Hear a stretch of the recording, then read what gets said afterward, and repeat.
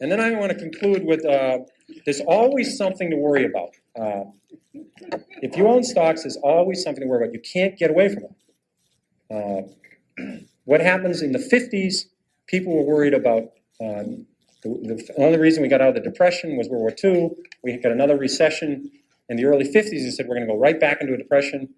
People were worried about a depression in the 50s, and they worried about nuclear war. I mean, back then, you know, the little warheads they had then, they couldn't blow up McLean, West Virginia, or McLean, Virginia, you know, or Charlestown. Now, all these countries that end in STAN, there's 9 of these STAN countries that have come out of Russia. They all have enough warheads to blow the world up, and no one worries about it. When I was a kid, people were building fallout shelters, and we used to have this civil defense drill. Remember this one in high school? I mean, you get under your desk. I never thought even then that was a particularly good thing to do. You know, they'd blow with somebody put in a hat, we'd all get under our desk. You know, but in the 50s, people wouldn't buy stocks, except for the 80s. The 50s was the best decade this century of the stock market.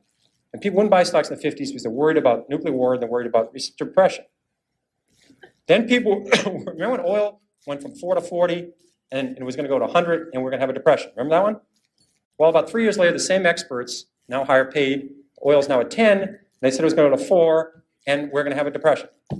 And then the Japanese, remember how the Japanese were going to own the world? Remember that one? And that we're going to have a depression?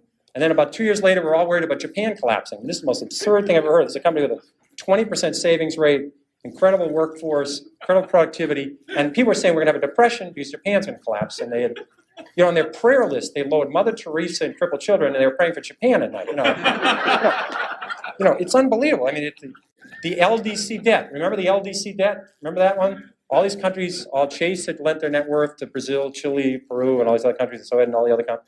And LD said they were not going to pay it back, and we're going to have a depression. It always ends and we're going to have a depression. Or the Great Depression. We're going to have the Great Depression. I never could quite understand that adjective in front of depression, but the Great Depression, or the big one. The big one's coming. But all these countries, and now I understand, you know, these are called then they were called less developed countries. Now, we used to call them underdeveloped countries. Those are all wrong terms. Those are not politically correct. You have to call these emerging countries. You can't use less developed or underdeveloped because that's, in fact, the other day I heard the politically correct term for something that's overweight is laterally challenged. That's so there's always something to worry about, and the key organ in your body in the stock market is your stomach. It's not the brain. If you can add 8 and 8 and get reasonably close to 16, that's the only level of math you need to know. You don't know to need the area under the curve. Remember that quadratic equation and an integral calculus and the area under the curve? I mean, whoever cared what was under the damn curve? I mean, you know, but you had to study this. You don't need this in the stock market. So all you have to know is you're going to see, it's always going to be scary. There's going to be always something to worry about. And you just have to forget all about it. Cut it all out and own good companies or own turnarounds. Study them and you'll do well. And that's all there is. And I'm ready for questions.